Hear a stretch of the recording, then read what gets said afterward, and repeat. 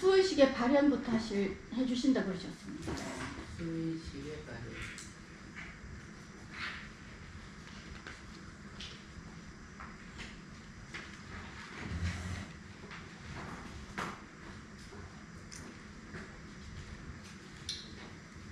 수의식은 이제 칠식이다. 소리가 너무 안 나온대요. 괜찮아요? 네. 칠식이다. 경전에서는 이제 육식인 생의식, 소위 안이미설신이 색성향미초법은 물질에 의거한 의식이다. 이렇게 말씀하셨고, 수의식서부터는 이것은 정신작용에 의거한 의식이다. 이렇게 부처님께서는 말씀을 하셨어요. 그러다 보니 눈, 귀, 코, 입, 머리, 몸, 이것은 이제 육체라는 물질의 의식이고, 수의식, 상의식, 행의식, 식의식은 정신작용에 입각한 의식이다. 이렇게 구분을 해주셨죠. 그래서 이제 정신작용이라는 걸 놓고서 수의식이라는 것은 기존의 우리 현대 불교에서 수의식을 해석하는 것은 그냥 느낌, 촉감, 감수작용 요렇게만 수의식을 해석해요. 그것은 정신작용이라기보다는 오히려 육체라는 물질에 국한된 의식작용을 말하는 것이다. 그래서 그것은 촉감이나 느낌이나 이 감수작용을 수의식이라고 해석하는 것은 그건 바른 해석이 아니에요. 부처님 말씀에 의해서 보더라도. 그래서 그렇다면은 이 정신이라는 이 체계를 우리가 어떻게 이해를 해야 되느냐, 이 부분이 수의식을 해석하는 데 있어서 하나의 중요한 근거가 된다고 할 수 있죠. 이 정신작용을 우리는 다른 표현으로는 마음작용이다 이렇게 말하기도 하고요. 그래서 이 마음이라는 것을 이루는 그 부분에서 수라는 그 작용의 마음 또는 정신, 이것을 갖다가 이제 들여다봐야 되는 거죠. 그래서 수의식은 육의식으로서 육체적인 의식작용이 아니고 칠식으로서 의식작용이다. 이렇게 해석을 해야 되고요. 그 부분에 대해서 이제 가장 그 심도 있게 논해진 경전이 능엄경이에요. 이 능엄경에 50변마장을 보면은 세군으로서 다가오는 10가지 마장, 그리고 이제 수운으로서 다가오는 10가지 마장, 상운으로서 다가오는 10가지 마장, 행운으로서 다가오는 10가지 마장, 시운으로서 다가오는 10가지 마장. 그래서 이제 조합 50가지 이제 마장에 대해서 논하는데, 그래서 그 능엄경의 50변마장에 의거해서 수운을 해석해야 된다.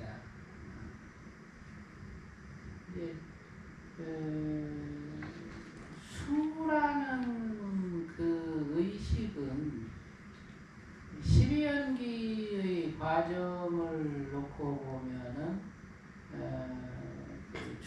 촉수애취라는 이 네 단계의 그 생멸 변화, 네 단계의 생멸 연기를 거쳐서 형성된 의식을 수의식이다 이렇게 얘기해요. 촉이라는 것이 뭐냐면 영혼과 영혼이 서로 접촉한 것을 촉이라 그래요. 영혼의 몸을 갖고 있던 생명이 이렇게 이 영혼과 이 영혼이 서로 이렇게 접촉한, 그래서 이제 여기에서 두 가지 변화가 일어나는데, 하나는 이제 부분적 접촉이라는 변화가 일어나고, 이제 또 하나는 전체적인 접촉이라는 변화가 일어나요. 그래서 부분적 접촉을 통해서는 접촉된 공간 안에서의 이제 그 의식 교류가 일어나는데, 이거를 이제 12연기에서 수라고 말을 했어요. 수, 촉수애치, 접촉을 통한 그런 이제 의식 간의 교류다. 그래서 이 접촉은 육체적 접촉도 포함하지만 육체적 접촉뿐만이 아니고 에너지의 접촉과 혼의 접촉을 포괄한다. 그래서 에너지 접촉과 혼의 접촉으로 인해서 생겨나는 새로운 감수작용, 이것을 통칭해서 수의식이다 이렇게 말하는 거죠. 그래서 이제 생명이 혼의식이라는 의식을 갖게 된 원인에 대해서 알아야 되는데, 이 반야경의 그 체계는 이 문자는 273자로서 그 긴 문장이 아니지만 그 안에 내포된 의미는 아주 방대해요. 무려 부처님께서 17년을 설법하신 내용을 이제 함축한 거거든요. 그러니까 대반야경을 보면은 그게 17년 동안 강의하신 내용이에요. 거기에는 12척, 18척, 이것에 대한 이제 말씀이 나오는데, 결국에는 눈, 귀, 코, 입, 몸, 이 생각, 육체를 도구로 해서 일어나는 6가지 의식이 왜 생겼는가. 그 다음에는 이제 그 6가지 의식으로 인식하는 대상, 색소명의 주법이라는 대상이 왜 생겼는가. 그리고 눈으로 드러나는 본다라는 그 근본식, 귀로 드러나는 듣는다라는 근본식. 그래서 이제 보는 근본, 듣는 근본, 숨쉬는 근본, 말하고 맛보는 근본, 느끼는, 움직이는 근본, 그 다음에 생각하는 근본이 어디서 어떻게 형성되고 어떻게 비롯됐는지를 이제 다 말씀을 하시는 거예요. 그러니까 이것이 결국에는 12연기라는 과정을 통해서 나타난 현상인데, 12연기의 과정에서 어떻게 육군이 생겨나고 천지 만물이 생겨나고 육경으로서 그리고 어떻게 육식이 생겨났는지를 갖다가 알아야 되는 거죠. 그래야만이 색의식으로서 무안이비설신이 할 수 있고 수의식으로서 무안개 내지 무의식계를 할 수 있고 상의식으로서 무무명, 영무명진 내지 무노사, 영무노사진을 행할 수 있는 거예요. 그리고 행의식으로서 무고진멸도를 행할 수 있고 식의식으로서 무지, 영무득을 갖다가 행할 수가 있는 거죠. 그러니까 그것을 모르면 12연기의 절차를 모르면 반야경에서 얘기하는 그 내용이 뭔지를 이해할 수가 없는 거예요. 당장 이 수의식 부분, 이렇게 무수라는 무색, 수상행식이죠.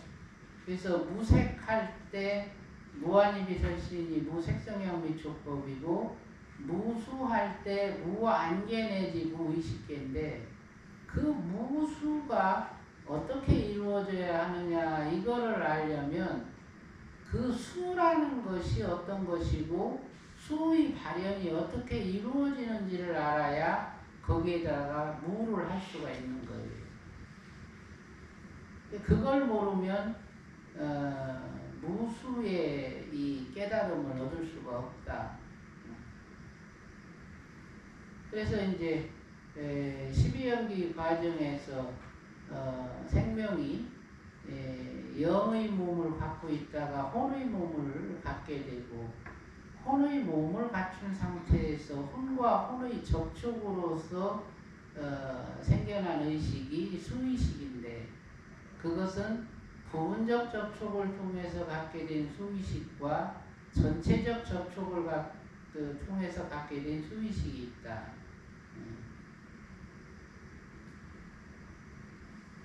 이제 더 들어가면 영의 몸이라는 것이 12연기 과정에서 어떻게 생겼느냐 이걸 또 알아야 돼요.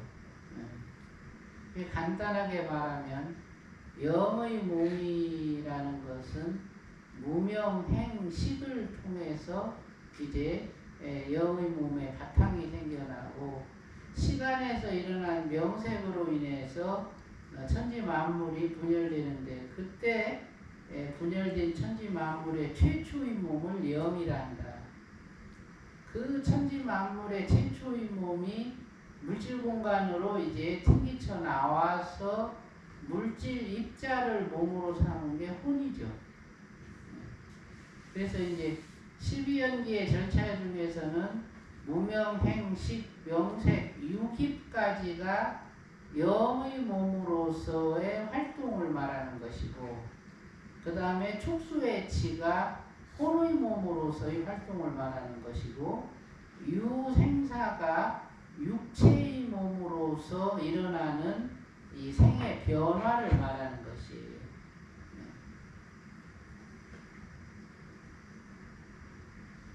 그래, 이 혼의 몸과 혼의 몸이 이렇게 부분적으로 접촉이 되어서 생긴 그런 이제 감성 이것을 갖다가 이제 수의식이라고 하는데 감정은 이미 이렇게 그 혼의 몸을 갖고부터 생명이 다 제각기 각각의 감정을 갖고 있었어요. 그런 상태에서 혼의 몸이 이렇게 접촉이 될 때 그 감정과 감정이 접촉을 통해서 이제 교류를 하게 되죠. 그래서 이제 거기에서는 물질 공간과 물질 공간이 서로 만나는 데서 오는 그 입자적 변화가 일어나고 그 입자적 변화로 인해서 물질 입자의 분열과 이제 융합이 일어나요. 그러다 보면 이렇게 분열해도 에너지가 생기고 융합을 해도 에너지가 생기죠. 그러니까 그렇게 해서 생성된 에너지는 영혼으로 존재하는 생명들이 그동안에는 갖추지 못했던 그런 이제 힘을 내포하고 있어서 접촉을 이룬 홍생명들한테는 혼자서는 갖추지 못하는 힘을 갖게 되는 그런 이제 변화가 일어난다. 그것을 선천기라고 그래요. 선천 에너지. 그러니까 우리가 칠식을 발현시킬 때는 우리 육체 안에서 선천 에너지가 촉발이 돼서 그 선천 에너지가 촉발되는 현상이 나타나죠. 그게 이제 모장에 선천기가 표출되는 증상이 나타나고 또 이제 명문의 쿤달린이라는 선천 원기가 표출되는 이제 그런 증상이 일어나고 그러다 보니까 칠식이 발현될 때는 강력한 그런 에너지가 육체 안에서 이제 촉발이 되는 거죠. 그것이 이제 뜨거운 열기로 인식되고 이게 척추 쪽에서는 아주 열기의 기둥이 세워지는 이제 그런 변화들이 일어나요. 그러면서 이제 척추의 업식이 이제 씻어지는 그런 이제 증상들이 나타나고, 그리고 이제 혼의식 속에 내재된 업식들이 깨어나는데,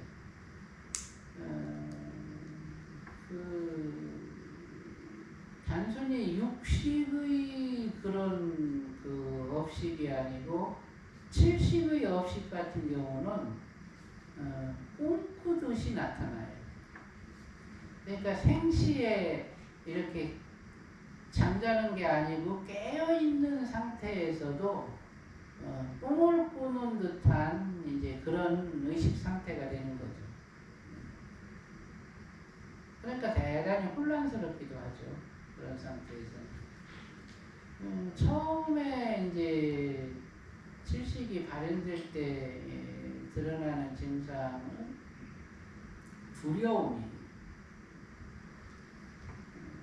막연한 두려움이 먼저 깨어나고, 이제 그 다음이 이제 예민하고 날카로운 이제 이런 이제 마음들이 깨어나고, 그 시간이 지나면 눈, 귀, 코, 입, 몸, 이 생각의 영역에서 구체적으로 이제 칠식과 연관된 의식이 표출이 되죠.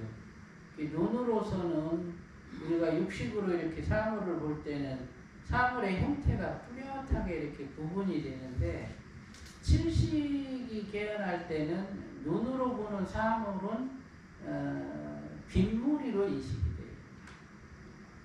그러니까 사람의 얼굴을 보면 얼굴 윤곽이 뚜렷하게 구분되는 게 아니고 빗무리로 이렇게 얼굴이 이렇게 감싸이면서 일렁일렁 하는 이런 모습으로 보여요. 나무를 봐도 그렇게 보이고, 이제 공간을 보면, 허공을 보면 허공이 텅 비워진 게 아니에요. 거기에는 막 반짝반짝하는 막 이 오색 찬란한 빗방울들이 허공을 가득 채우고 있어요.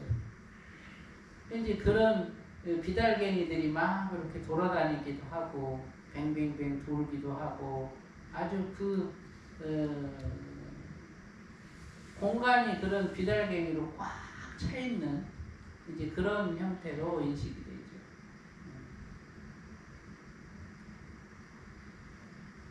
그리고 이제 소리도 이 육식의 소리가 아니에요. 뭐 이렇게 뭔가 속삭이는 소리, 또 내 머릿속 안에서 들리는 말소리, 이런 것들이 들리죠. 그게 이제 멀리서 다른 사람들이 말하는 소리가 들리기도 하고, 또 이제 다른 영혼들이 서로 대화하는 소리가 들리기도 하고 이제 이런 증상들이 나타나죠. 그러니까 냄새도 일반적인 냄새가 아니에요. 어떤 때는 아주 큰 향기가 나고 꽃향기도 그렇게 좋은 향기가 없어요. 아주 참 향수도 그렇게 좋은 향수가 없어. 그런 향기가 나기도 하고 그런 향기는 장소에 따라 달라지기도 하는데 저 문턱을 넘어가면 그 향기가 순식간에 없어지고 저 문턱을 넘어오면 그 향기가 나고 장소에 따라서 이런 이제 변화들도 나타나죠. 어떤 경우는 막 악취가 막 썩은 내가 막 나기도 하고 어떤 경우는 뭐 오징어 굽는 냄새 뭐 막 이런 냄새가 나기도 하고 그런 것들이 실질적인 냄새가 아니에요. 공간에 내재된 그런 어떤 업식에서 오는 냄새. 때로는 이제 몸이 안 좋은 사람을 만나면 그 사람의 몸이 안 좋은 부분의 냄새가 나요. 간이 안 좋은 사람을 만나면 노린내가 나고 위장이 안 좋은 사람을 만나면 아모니아 냄새가 나고 폐가 안 좋은 사람을 만나면 고춧가루처럼 매운 내가 나고 이제 이런 이제 냄새들이 나는 거죠. 그게 이제 칠식의 후각이에요. 그 다음에 이제 칠식의 이 말,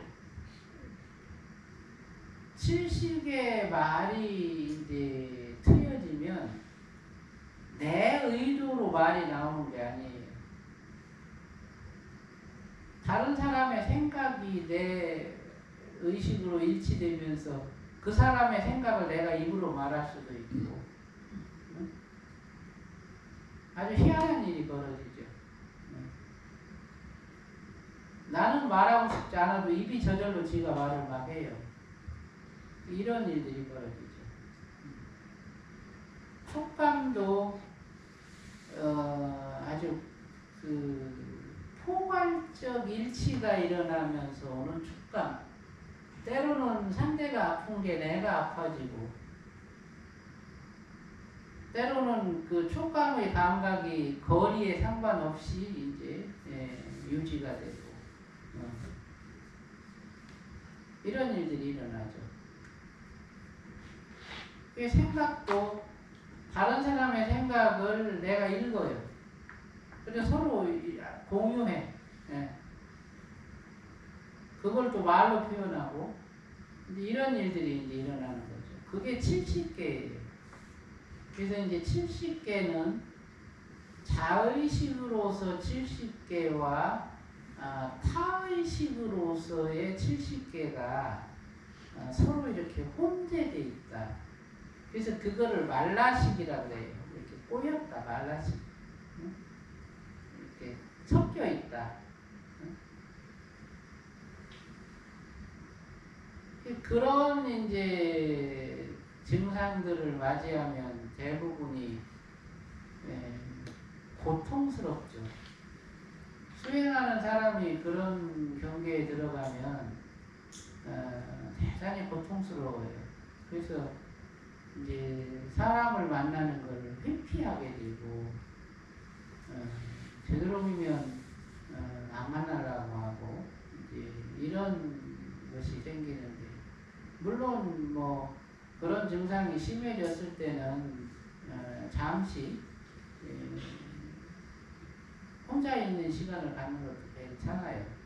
그런데 계속 그렇게 혼자 있을 수는 없으니까 문제는 그런 장애를 스스로 극복할 수 있는 힘을 키워야 되는 거죠. 그것이 바로 무안개 내지 무의식계 한다라는 거예요.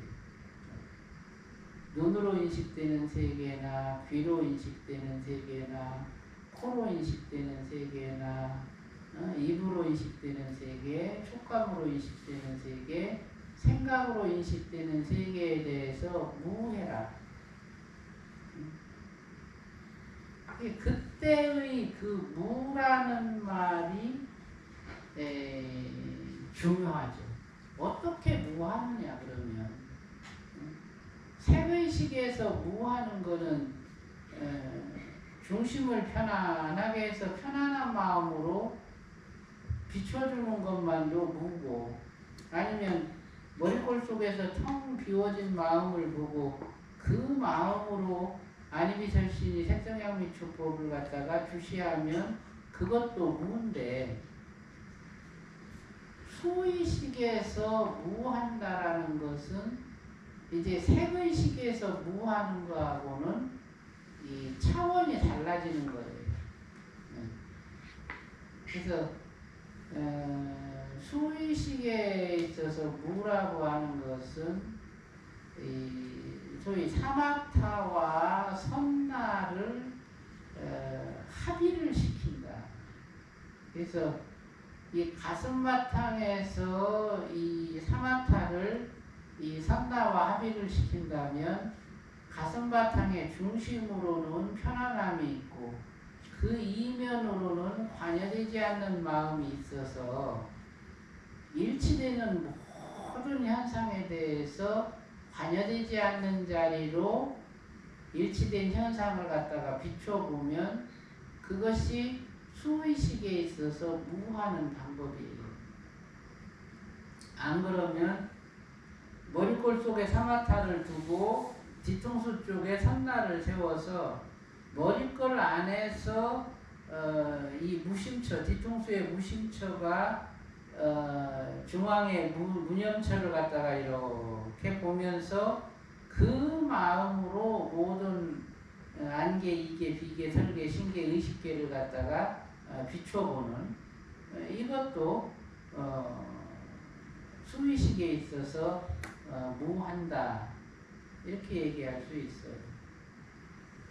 만약에 무념처를 머리골 속에 두고 무심처를 가슴바탕에 두어서 무념, 무심을 서로 이렇게 비추면서 안개, 이계, 비계, 설계, 신계, 의식계로 접해지는 현상을 그 마음으로 이렇게 비춰본다면 이거는 아주 더할 나위 없이 좋죠. 이거는 이제 능연으로서 무한다 이렇게 얘기를 해요. 중심을 놓고 중심 분리를 해서 무한계 내지 무의식계 하는 것이나 머리골 속에서 무심처와 무념처를 세워가지고 그걸 통해서 비춰보면서 무한계 내지 무의식계 하는 것이나 무념을 머리에 두고 무심을 가슴에 두어서 요 상태를 능연하면서 무한계 내지 무의식계 하는 것이나 다 같은 것이다. 이것을 갖다가 무수의 법이라 한다.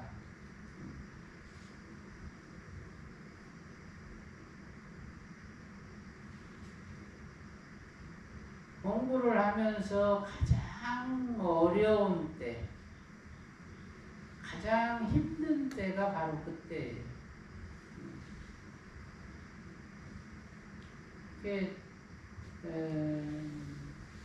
열심히 수행을 하는 사람들은 누구나 이제 그런 경계를 맞이를 하는데, 그거를 극복하는 방법을 얻기가 대단히 어렵다.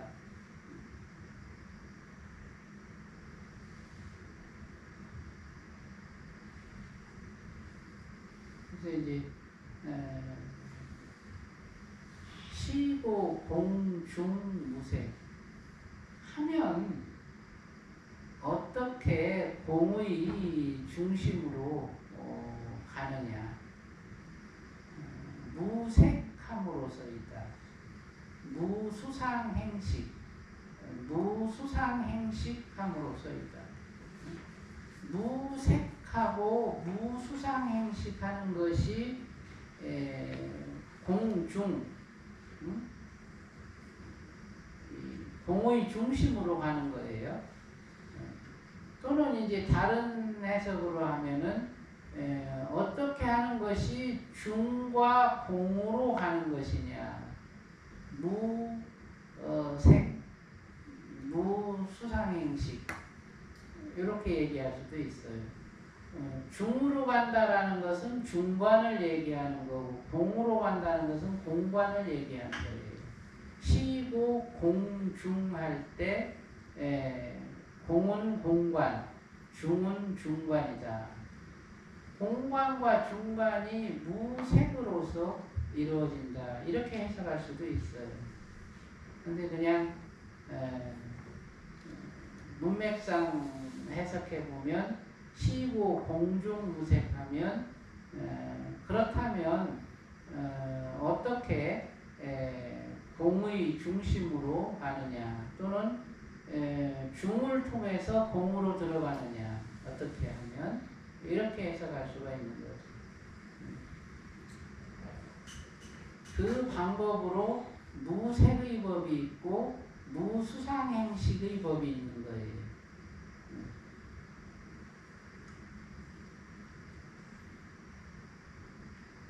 무수는 그와 같이 이루어진다. 안개와 의식계로서 발현되는 70경계를 놓고 그렇게 선나와 사마타를 함께 활용해서 무한다.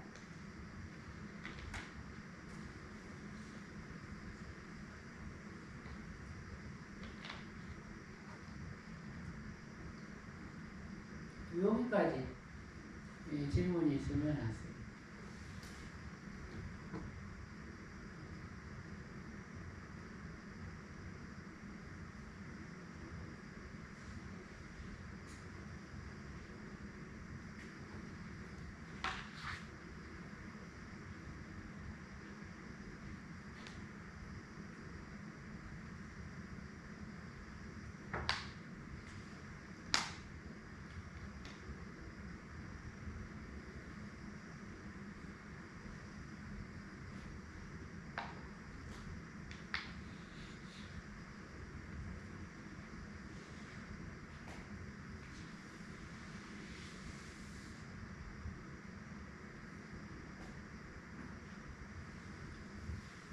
무수를 그렇게 하듯이 그 다음에는 이제 무상을 할 줄 알아야 되는데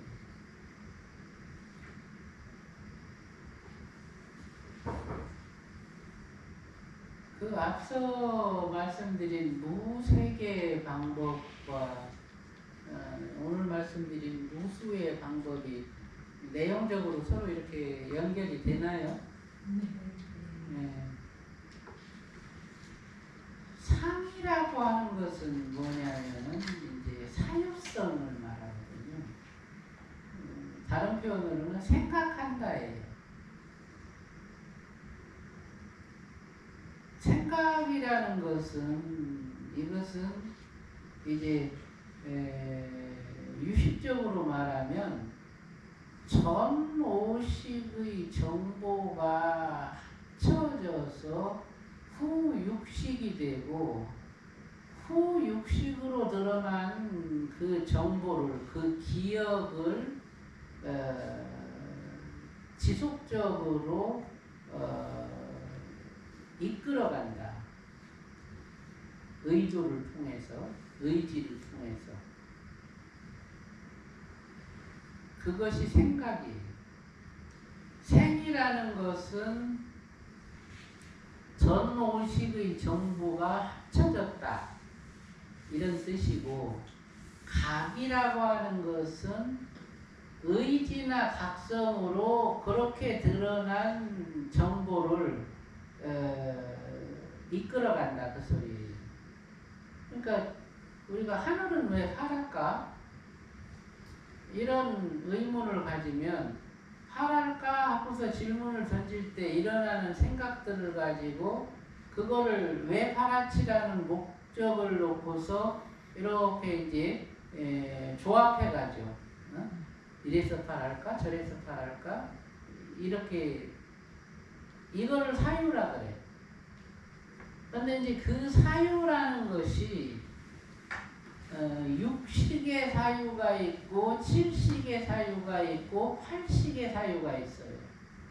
그리고 나아가서는 이제 진여식으로서 구식의 사유가 있어요. 부처님의 사유는 십식의 사유예요. 불지로서 이루어지는 사유지.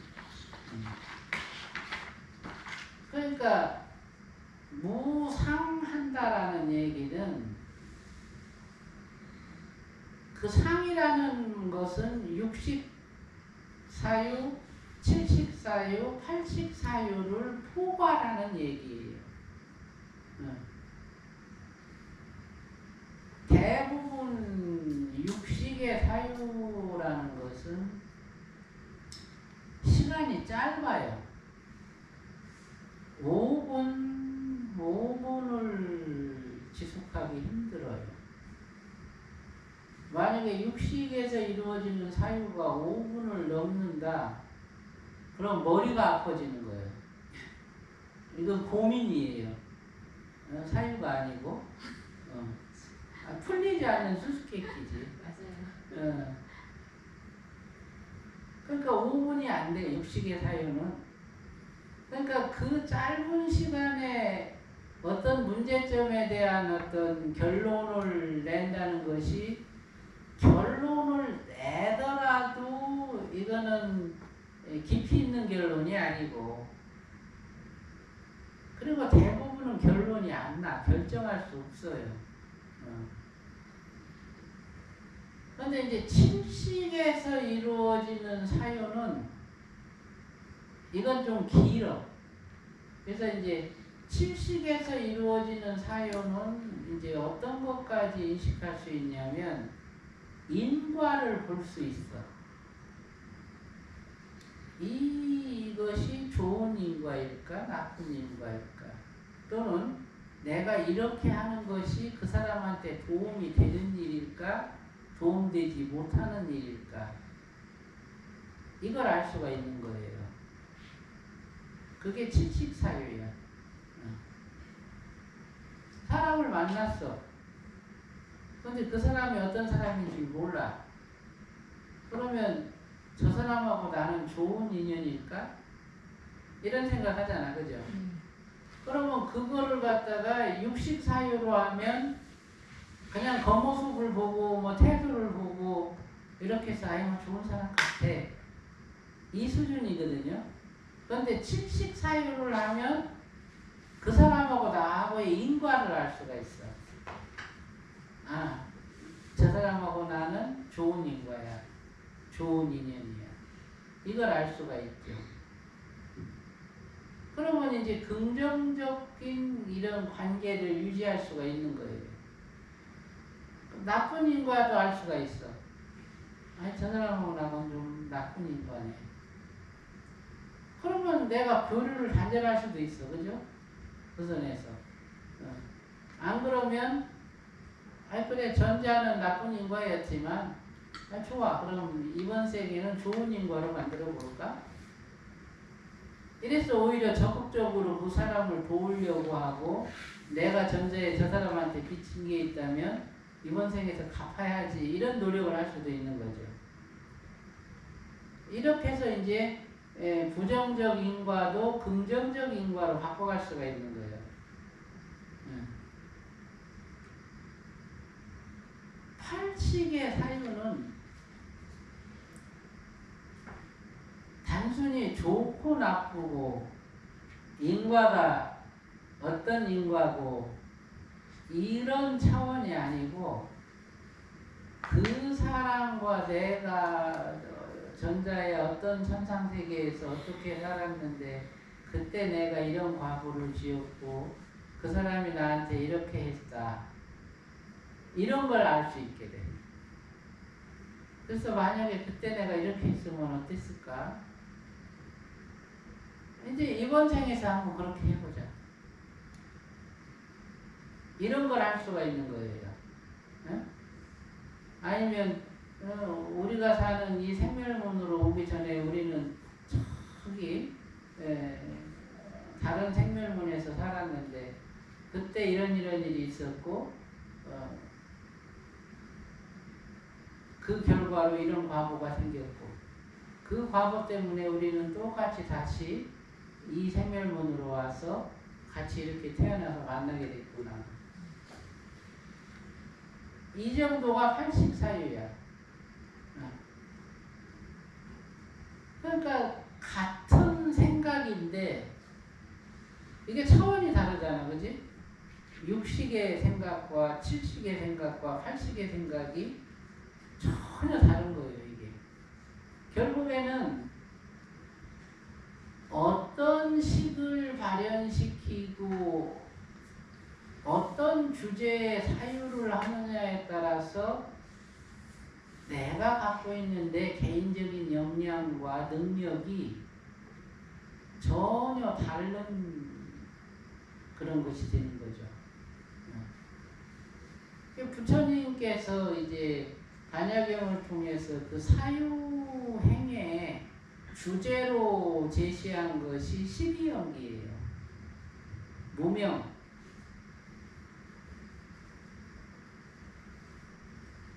행, 식, 명색, 유깁, 촉수애치, 유생사 이 각각을 놓고 무명은 왜 생겼지? 행은 뭐지? 식이 어떻게 해서 생겨났지? 이거를 하나하나의 주제로 다 생각을 하라 그 소리예요. 그리고 그 생각을 통해서 인식한 결과를 가지고 무무명, 무명을 끊어내고 무행, 행을 끊어내고 무식, 식을 끊어내고 무명색, 명색을 끊어내고 이렇게 하라는 거예요. 그러니까 그게 무무명, 영무무명진, 무노사, 영무노사진. 그러니까 이 문장은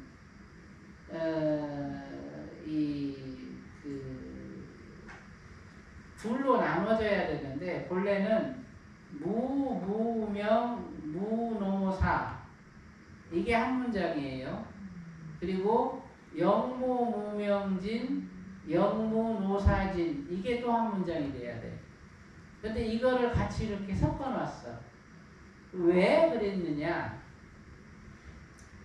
무무명이라는 이 절차는 이 생멸 수행의 관점에서 이루어지는 12연기에 대한 사유와 그것을 제도하는 방법을 말한 거고, 영무무명진이라고 하는 것은 진여 수행의 차원에서 이루어지는 이제 12연기의 그런 제도와 그것을 성취하는 방법에 대해서 이제 말씀을 하고 싶어 했던 거예요. 부처님께서. 그래서 무명이라는 걸 놓고서도 생멸수행으로서 무무명할 줄 알고 진여수행으로서 영무무명진 할 줄 알아라. 그 소리거든요. 그러하듯이 무행이라는 걸 놓고서도 무행할 줄 알고 영무행진할 줄 알아라. 이런 뜻이에요. 그러니까 진여수행과 생멸수행을 더불어서 행해라. 이런 뜻인데 이제 여기에서 그 반야경에 아주 그 심오한 뜻이 내포되어 있다. 그러니까 반야심경이라는 것은 대승경전이거든요. 대승경전이라고 하는 것은 소위 소승 수행을 통해서 성취한 아라한으로서의 깨달음을 진여 출가라는 걸 통해서 보살도의 깨달음으로 나가라. 그 방법을 일러주는 게 대승불교예요. 그러니까 반야경이 대승경전인 것은 아라한도를 성취하는데 만족하지 말고 보살도로 들어가서 십지보살이 되도록 해라라는 게 반야경의 목표인 거죠. 그래서 그 수행의 방법을 12연기라는 것을 예로 들어가지고 그렇게 무무명, 무노사진 하는 요 체계와 영무 무명진, 영무 노사진이라는 이 체계를 함께 닦을 수 있도록 그렇게 해주신 거예요. 그래서 이제 아라한까지는 무무명, 무행, 무식, 무명색, 무유기, 무촉, 무수, 무치, 무애, 무유, 무생, 무사 요런 요 무로서 12연기를 갖다가 이제 넘어가는 이 수행이 아라한의 수행이고 영무 무명진, 영무 행진, 영무 식진, 영무 명색진, 영무 유깁진, 영무 촉진, 영무 수진, 영무 애진, 영무 취진, 영무 유진, 영무 생진, 영무 사진. 이거는 보살도의 수행 과정으로 성취하라는 그 뜻이에요. 그러니까 소승으로서 아라한의 그 과정에서 수행하는 사람은 무수행을 하는 거고 보살도 수행을 하는 사람은 영무진수행을 하는 거예요. 그러니까 이것이 진여 보살의 관점에서 12연기를 갖다가 거슬러 올라가고 극복하고 그 과정에서 생긴 모든 생멸적 습성을 제도하는 방법과 생멸수행에서 아라한도를 닦는 사람이 12연기를 갖다가 극복하고 그 과정에서 생긴 습성을 제도하는 방법이 다른 거죠. 그래서 이제 아라한도를 통해서 12연기를 통해서 생긴 습성을 제도하는 것은 부차재정이나 사형처관이나 이런 방법으로 제도를 하고 그리고 이제 보살도 과정에서 12연기를 갖다가 이해하고 12연기 과정에서 생긴 습성을 갖다가 제도하는 것은 50과위라는 이 50과위 수행으로서 소위 영무진 수행을 하게 되는 거예요. 그래서 이 무상에서는 이 사유라는 것을 놓고서 무할 수 있는 육식의 사유에서 무하고 칠식의 사유에서 무하고 팔식의 사유에서 무하고 구식의 사유에서 무하는 방법에 대해서 얘기를 했지만 그와 더불어서 생멸수행과 진여수행에서 더불어서 12연기에서 생긴 모든 습성과 이 업보를 갖다가 제도하는 방법을 제시를 했다. 그것이 무상으로서 무무명, 영무무명진 내지 무노사, 영무노사진의 그 대목에서 다루어지는 내용이에요. 그러니까 여기서 이제 다루게 되는 12연기의 전반적인 내용, 아까 잠깐 앞서 말씀드렸듯이 그 영의 몸이 생기게 되는 과정, 영의 몸 이전에 한 생명의 과정, 그리고 한 생명이 생겨난 행과 무명의 과정, 그리고 무명의 원인이 어디서 비롯되었는가 하는 이런 부분들에 대한 얘기를 이 대목에서 다 해야 되는 거예요. 이것은 참으로 방대한 얘기다. 12연기의 과정과 절차, 이 우주가 어떻게 생겨났고 이 우주 안에서 천지만물이 어떻게 생겨났는지를 말하는 거예요. 그 과정과 절차를 말하는 것이 바로 이 대목이에요. 그러니 그것이 얼마나 방대한 얘기인가. 그 얘기는 제가 책으로 다 써놨어요. 인지법행, 무아지법행이라는 그 책에도 그 과정을 다 이렇게 풀어서 써놨고, 그리고 이제 존재 완성으로 가는 길이라는 이제 그 책에도 그것을 상세하게 풀어서 다 써놨고, 그리고 이제 생명과 시대사상이라는 그 책에서도 그 과정을 상세하게 풀어서 다 써놨어요. 지금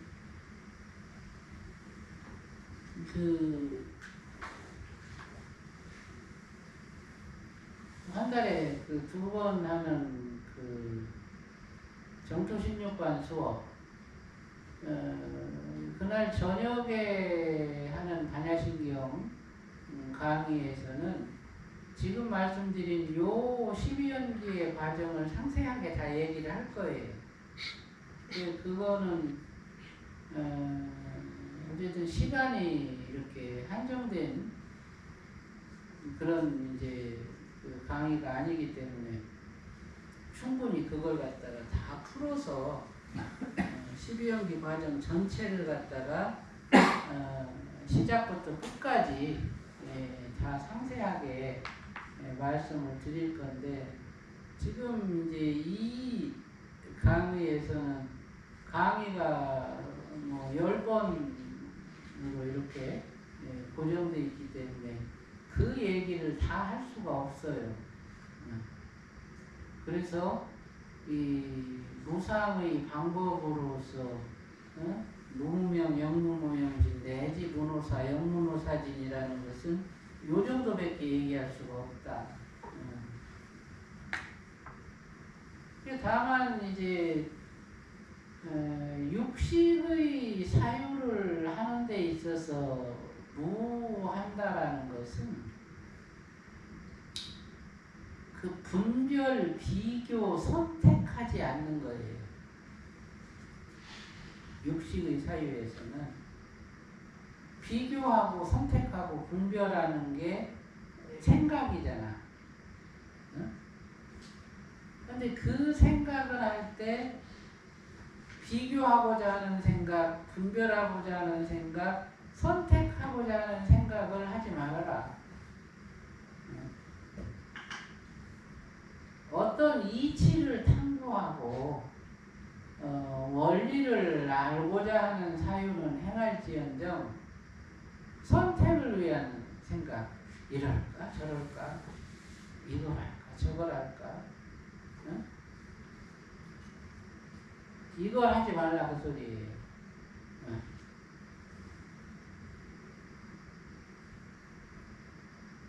비교하고 이게 좋을까 저게 좋을까 하는 이런 생각,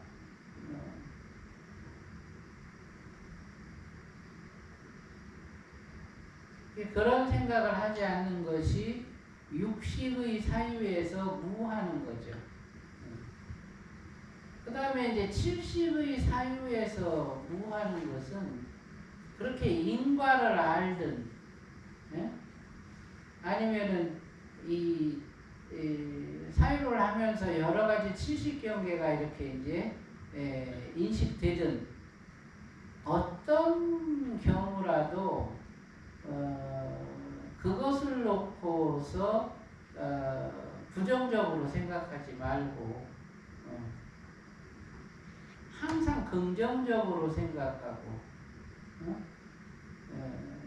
이 그것에 관여되지 않는 마음으로 바라보고 이걸 하라는 거예요. 그게 칠식 사유에 있어서 무상하는 방법이에요.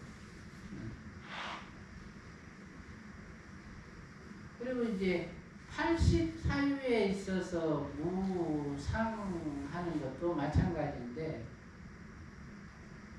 어떤 것을 인식하고 어떤 세계와 일치가 이루어져서 설령 우리가 사는 이 세상이 아닌 다른 차원의 세계를 인식하고 교류하더라도 그것에 대해서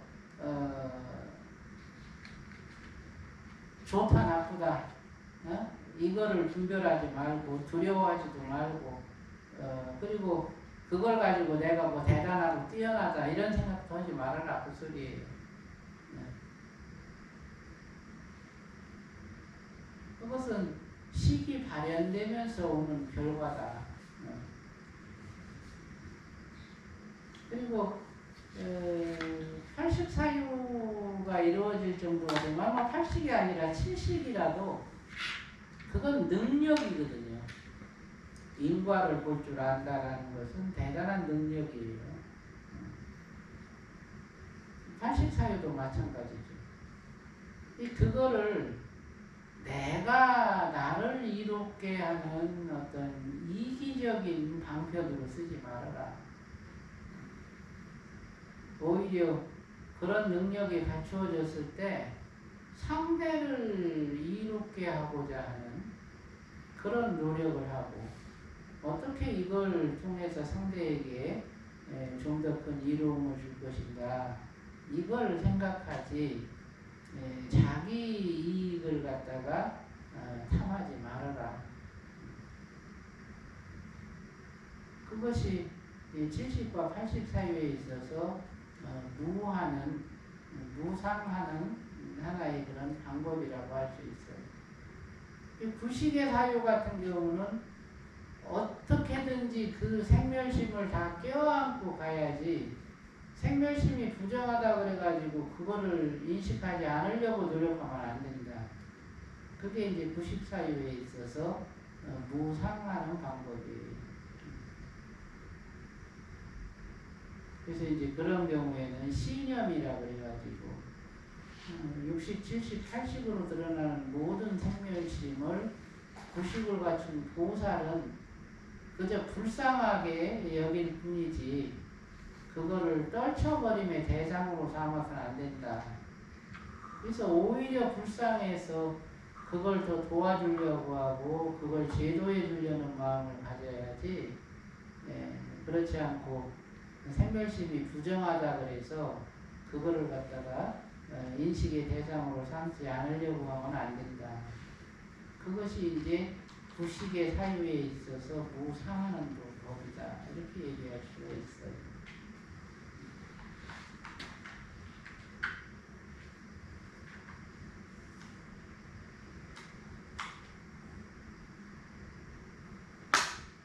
사람의 생각이 우리가 흔히 뭐 천재들 이러잖아, 그죠? 천재는 육식을 갖고 사는데 그 육식의 문에 70이나 80의 문이 이렇게 열린 애들이 천재예요.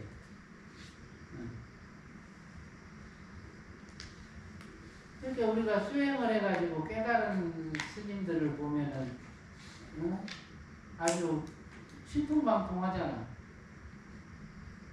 그 신통방통이 그 식이 열리는 데서 오는 거예요. 어떤 스님은 그 신통방통을 갖고 중생을 이롭게 하는 데 쓰는가 하면 어떤 스님은 또 자기 아만과 자기 에고를 갖다가 증량시키는 데 쓰기도 하고 또 자기 어떤 사익을 취하는 데 쓰기도 하고 이런 경우도 있죠. 그런 거는 마군이에요. 그렇게 돼서는 안 되는 거죠. 그러니까 우리가 이 세속의 공부들도 육식을 갖고 있는 사람한테 외워라 그 외워지는데 한계가 있다고. 그런데 거기에 칠식만 이렇게 발현시켜서 조금이라도 칠식을 발현시켜서 그 일을 하면 이만한 책 한 권을 순식간에 외운다니까요. 네? 외우려고 해서 외우는 게 아니라 재밌어서 외워지는 거예요. 네? 똑같은 책을 읽는데 그냥 그걸 외우려고 해서 막 눈이 빠지게 막 이렇게 보는 거하고 그거를 이렇게 즐겁고 재밌게 그걸 읽는 거하고 외우는 이게 달라. 즐겁게 읽은 책은요 잃어버리려고 해도 잃어버려지지가 않아. 근데 이거를 막 외워야 된다는 부담으로 외운 책은 안 외워져요. 우리가 재밌게 본 영화 잊어버리는가요? 안 잊어버리잖아. 재밌게 읽은 책 잃어버리나요? 안 잊어버려. 그 재미라는 게 뇌세포의 문을 여는 거예요. 그 재미의 본질이 도파민이거든요. 보는 행위가 즐거우면 도파민이 분비가 돼. 그러면서 그 도파민으로 뇌세포들이 문을 다 열어요. 뇌세포가 문을 열 때 인식하는 정보는 그냥 뇌세포 안으로 들어가는 거야. 그래서 외워지는 거예요. 그 재밌게 공부하는 법을 가르쳐야지 그게 아니고 무조건 외우라고만 하면 이건 폭력이다. 왜 그러면 이 세포가 수용하는 한계가 있기 때문에. 그런 것처럼 깨달음도 그렇고 수행도 그렇고 그것이 편안하고 기뻐야 돼요. 내가 이렇게 고요히 앉아있는 게 편안하고 기뻐야 돼. 그게 힘들고 지루하고 무료하고 그러면 어떻게 거기서 깨달음이 이루어지겠어? 안 되는 거예요.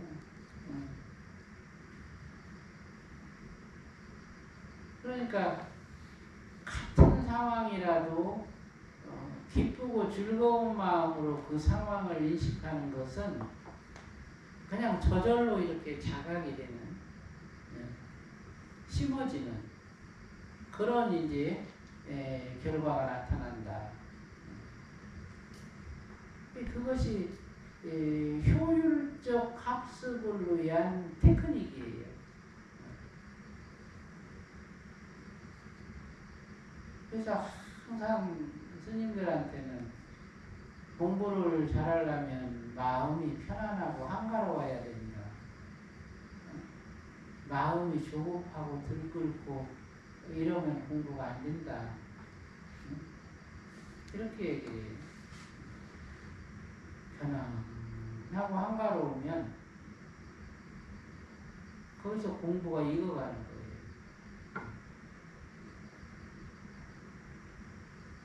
이 식이 발현되고 점차적으로 나의 그 면모가 개발이 되려면 편안한 것을 기쁘게 누릴 줄 아는 그 마음이 있어요. 그러면 식의 문이 열려요.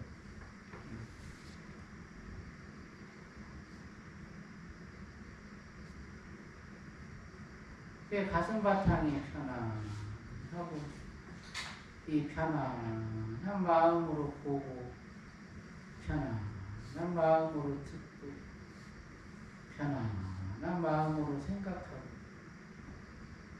이게 공부요. 그러면 그게 무안입이 설신이에요.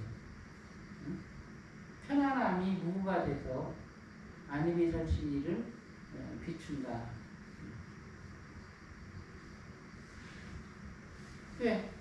편안함과 텅 비워짐이 마주 보면서 이걸 가지고 안입이 설신이를 비추고 생사량 미축법을 비추고 그 다음에 그 칠식으로서 안식, 이식, 비식, 선식, 신식을 비추고 이렇게 할 수 있으면 거기서 수행이 익어간다.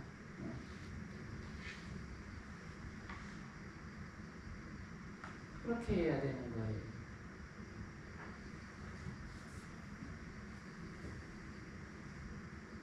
그 다음에 이제 무행이라는 거.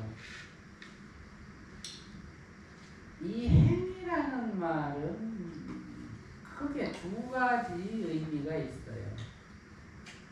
그 반야경에서 얘기하는 이 행, 이것은 행온인데, 행온이다 하면은 이 말은 뭐냐면 의지와 몸이 합쳐져서 생성된 의식, 그걸 행온이라 그래요. 행온이 아니고 행 그러면 그 행이라는 말은 사띠, 각성이라는 뜻이에요. 각성이 쓰여진다.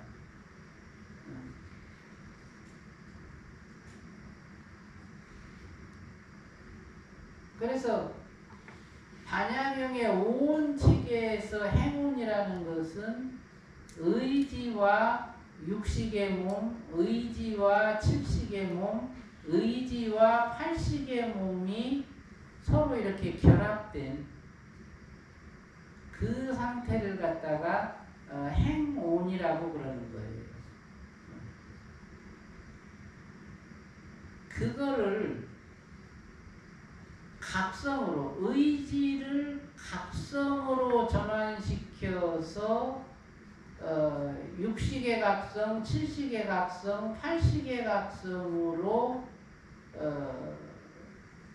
육식의 몸, 칠식의 몸, 팔식의 몸을 관찰하는 것을, 이것을 이제 무행이라고 하는 거죠. 무했다라고 하는 것은, 무행온이라고 하는 것은 의지를 각성으로 전환시켰다 그 얘기예요. 의지가 본래 각성에서 나와. 각성이 무명에 빠짐으로써 의지가 돼요. 그것을 다시 그 의지를 각성으로 전환시키는 이 작업이 무행이다.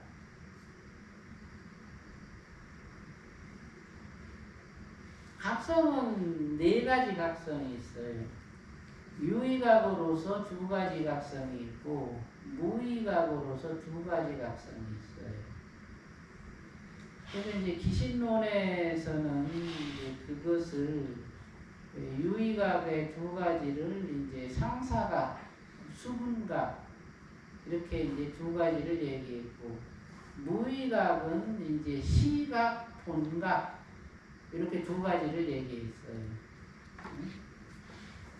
그래서 이제 상사각이라고 하는 것은 육식의 안이비설신이 색성향미축법을 주시하는 각성, 이게 상사각이야. 수분각이라는 것은 칠식의 안계 내지 의식계를 관찰하는 각성, 이걸 수분각이라 그래요. 그리고 이제 시각이라고 하는 것은 비로소 의지가 각성으로 전환이 되고, 그때 이 각성이 무의각, 일시적 무의각으로 전환이 된 것이 시각이에요. 그러니까 이것이 이제 우리가 깨달음의 절차로 얘기하면 견성오도야. 견성오도로서 본성을 인식하는 그 과정이 시각으로서 무의각을 갖춘 그 상태예요. 그러니까 무행이라고 하면, 정확하게 말하면 견성오도를 이루어서 의지가 무의각으로 전환이 된 상태, 이거를 무행이다. 이렇게 얘기하는 거예요.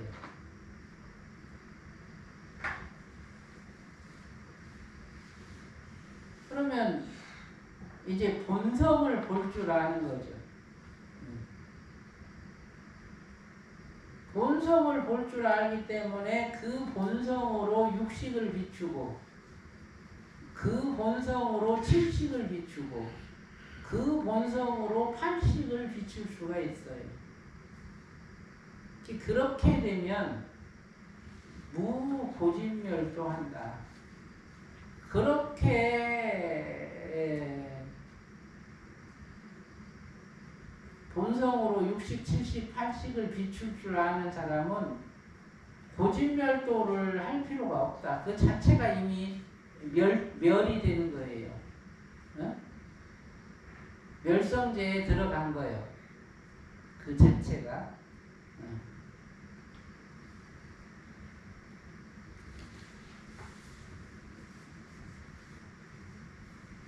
그래서 이제 그렇게 각성을 유의각에서 무의각으로 발전시켜가고 또 의지를 유의각으로 전환시켜가고 이 과정이 이제 수행이죠. 의지는 이제 무명각이다. 이렇게 얘기를 해요. 의지도 지켜봄을 행하는데 그거는 각성으로서 이런 어떤 그 효용이 없다. 망각을 잘하기 때문에 그래서 상사각도 아니고 수분각도 아닌 그러니까 의지가 각성이 되지 못했을 때는 의지는 분별과 선택을 주로 해요. 의지가 각성으로 전환되면 그 의지가 지켜봄을 해요. 네? 내가 나를 지켜본다 하면 이제 이게 각성이 된 거야. 의지냐 각성이냐는 내가 나를 지켜보느냐 지켜보지 못하느냐의 차이예요. 그래서 내가 나를 지켜보는데 육식의 나를 지켜보면 상사각, 칠식의 나를 지켜보면 수분각,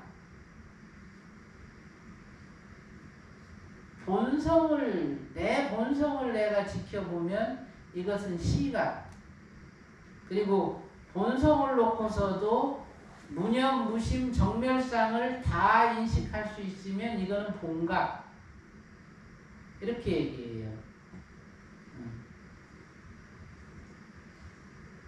그러니까 본각을 얻었다 하면은 이것은 이제 80경계를 전체적으로 다 인식할 수 있는 그런 이제 상태가 되고 나아가서는 60, 70, 80을 본성과 분리시킬 수 있는 이런 역량을 갖춰요. 그래서 그거를 이제 해탈이다 이렇게 얘기를 하는 거죠.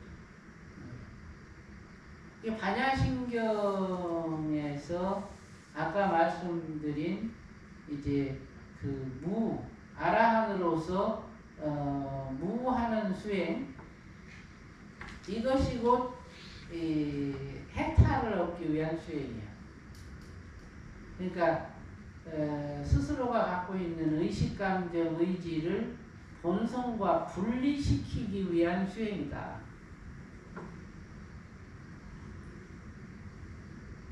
그거를 해탈도라고 하는 거죠. 그 수행 절차를 안다면 반야경의 절반을 이해한 거예요. 이제 거기서 영무진 수행, 진여 수행의 절차까지 이해를 한다면 반야신경의 전체를 이해하는 거죠. 그런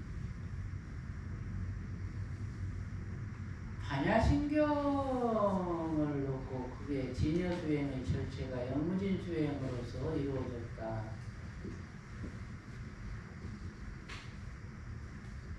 그렇게 반야신경을 들여다본 사람은 없어요. 지금 제가 말씀드리는 이런 내용도 기존의 그 불교 학자들은 이렇게 해석을 안 해요.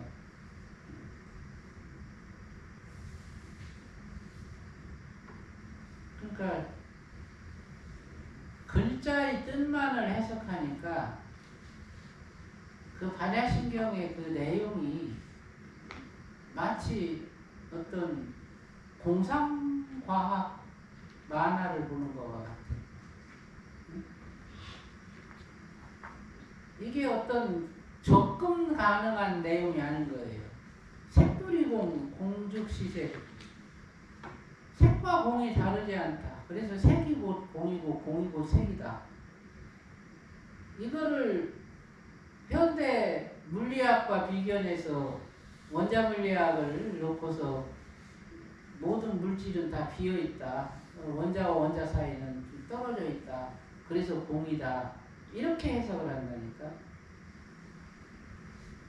그러니까 이거는 그냥 공상과학 만화를 보는 것과 같아. 네? 그거 당연한 거를. 그건 당연한 거잖아. 그죠? 그 당연한 거를 그럼 어떡하라고.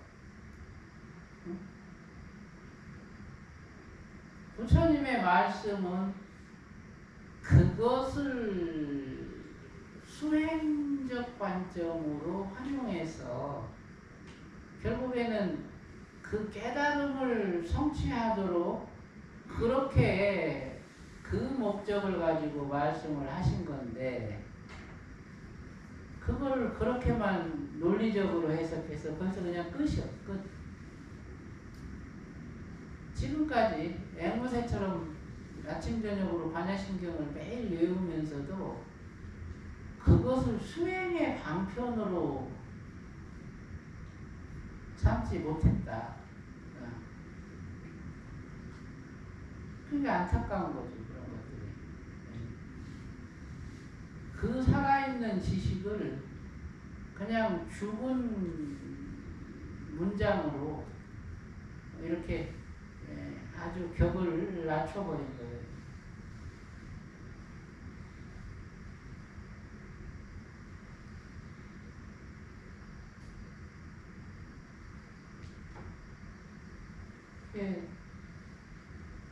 각성의 일이 본성의 일과는 달라서 본성은 불생불멸, 부중불감, 불구부정하지만 각성은 생겼다가도 없어지고 부족하기도 하고 더해지기도 하고 때묻기도 하고 깨끗해지기도 하고 그게 각성이거든요. 깨달음은 각성의 증장을 통해서 이루는 거야. 본성은 똑같아. 이게 달라지지 않아요.